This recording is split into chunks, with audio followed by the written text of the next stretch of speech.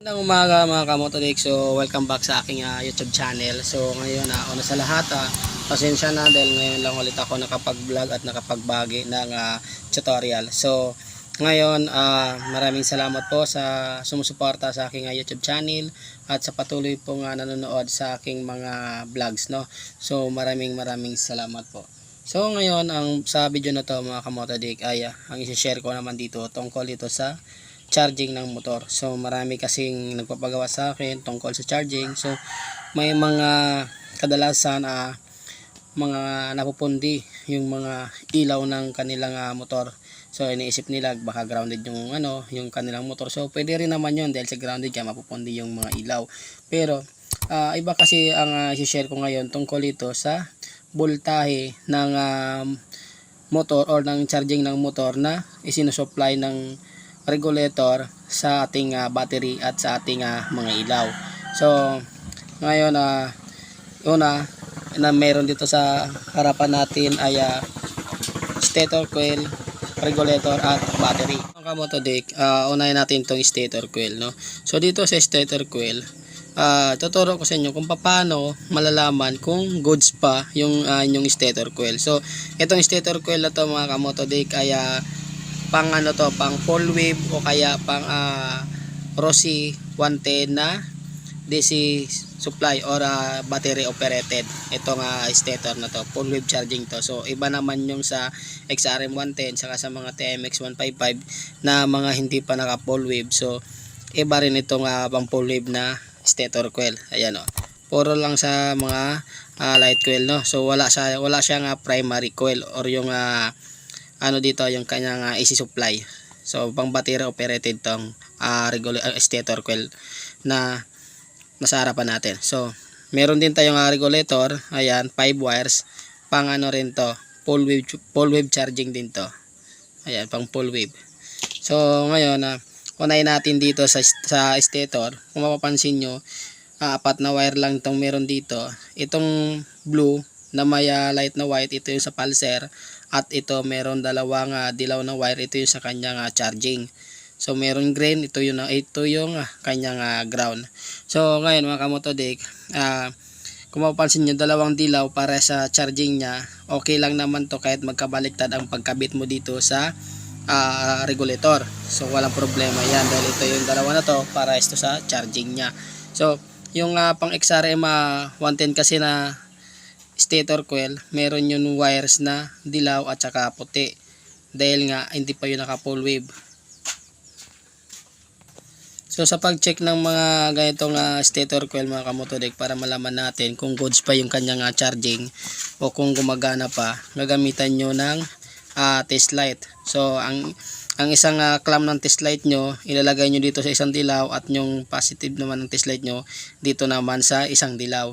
So ganyan ang pag-check ng stator coil ng full wave charging. So pagkatapos nyo ikalam dito sa dalawang wire na to yung inyong test light, gawin nyo, i-kick nyo or birahan nyo yung kickstarter. Kung iilaw, kailangan umilaw, no. Ayan gaya ito yung test light. Ito yung ginawa kong test light So ikaklam nyo to sa isang dilaw at itong dulo naman sa isang dilaw, tapos i-kick nyo, bibirahan nyo. Kapag umilaw yung bumbilya, yung test light nyo, so ibig sabihin goods pa yung inyong stator coil. Sa XRM 110 naman, sa TMX 155, kapag check nyo yung stator nyo, gagawin nyo, ikaklam nyo yung isa dito sa isang wire at yung isa naman sa body ground or sa negative. So doon nyo i-clamp. Yun, tapos na tayo dito sa ating stator coil. Halimbawa goods yung ating stator coil, so gumagana naman, so ayos. So ngayon ang sunod natin na i-check mga kamotodik ay yung ating regulator or rectifier. Ayan, ito.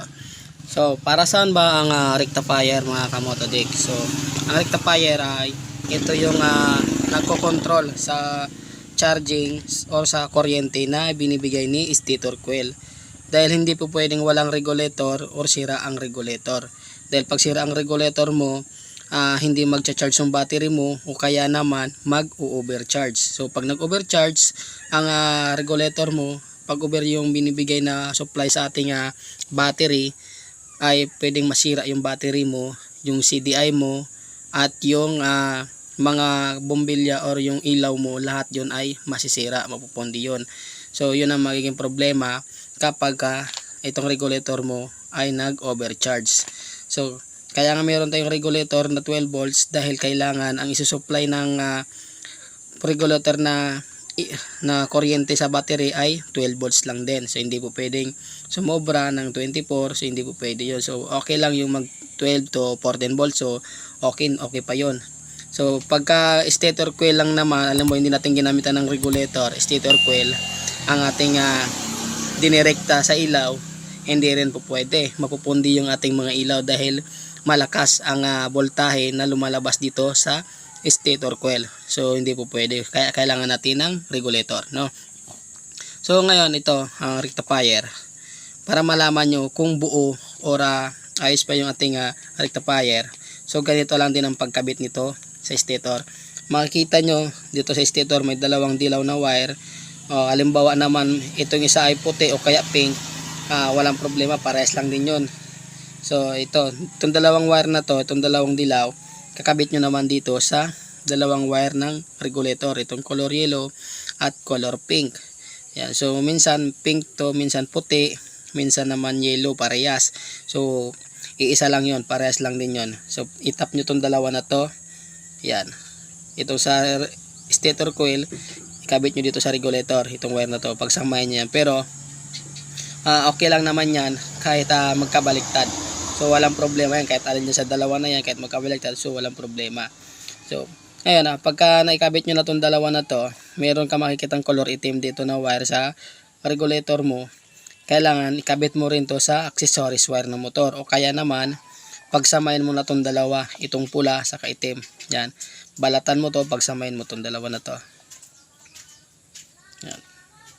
So pag pinagsama mo itong dalawang wire na to, ito may isang wire na color green, ito yung sa ground. So ikakabit mo muna itong sa ground. So ngayon pag naikabit mo na yan, okay na sa lahat, naikabit nyo na yan lahat. Ganun din ang gagawin nyo, i-kick nyo rin or tadyakan yung kickstarter. So kailangan umilaw to. So pag umilaw to, ibig sabihin goods pa yung regulator mo. Ngayon pagka umilaw na yung regulator mo, ay yung test light mo, pagka kinik mo, subukan mong paandarin. So pag pinaandar mo, alam mo maandar na, tester mo muna to, itong output ng regulator. Gamitan mo muna ng test light, sabay silinyadoran mo or acceleratoran mo para malaman mo kung hindi mag-overcharge yung regulator mo. Dahil sa oras na pumutok yung test light mo o kaya napundi yung ilaw nun, overcharge ang regulator mo. So wag mo na ikakabit sa motor mo dahil mapupundi yung mga ilaw mo at masisira ang CDI ng motor mo. So ayan, so hanggang dito lang yung video. Sana may natutunan kayo, sana nakatulong sa inyo ang video na to tungkol sa pagkakabit ng regulator at pag-check kung nag-overcharge bang regulator mo, at tungkol din sa mga groundeds or mabilis mapundi ng mga ilaw. So sana nakatulong sa iyo ang video na to. Maraming salamat at patuloy niyong suportahan ang aking YouTube channel. So hanggang dito na lang.